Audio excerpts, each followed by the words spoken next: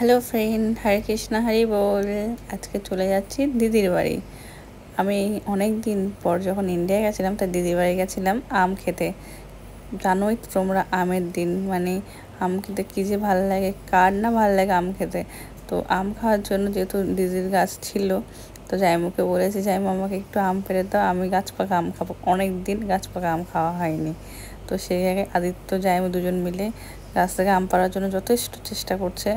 অনেক চেষ্টা করার পর অনেকগুলো আম পেড়েওছে। আমার খুব ভালো লেগেছিলো। আমগুলো সত্যি অসাধারণ। দেখো, পুরো গাছ পাকা আম। এই আম খেতে কার না ভালো লাগে। তো দিদিকে বললাম সঙ্গে সঙ্গে কেটে দে, ভগবানকে দিয়ে আমাকে একটু খেতে দে। তা আমার খুব ইচ্ছা করছিলো কলা পাতা খাওয়া। দেখলাম দিদির বাড়ির পাশে অনেক কলা গাছের পাতা। তো দিদি খুব সুন্দর করে আমগুলো আমাকে কেটে দিল এবং আমি ঝটাপট খাওয়া শুরু করি। কিন্তু এত টেস্টি আমগুলো ছিল, এগুলোকে বলে হিমসাগর আম।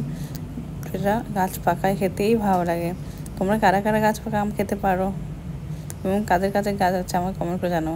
আর আমি এত আম খেয়েছিলাম, কি বলবো, পুরো মানে অন্তত 10-15টা আম খাওয়া হয়ে গেছে আমার।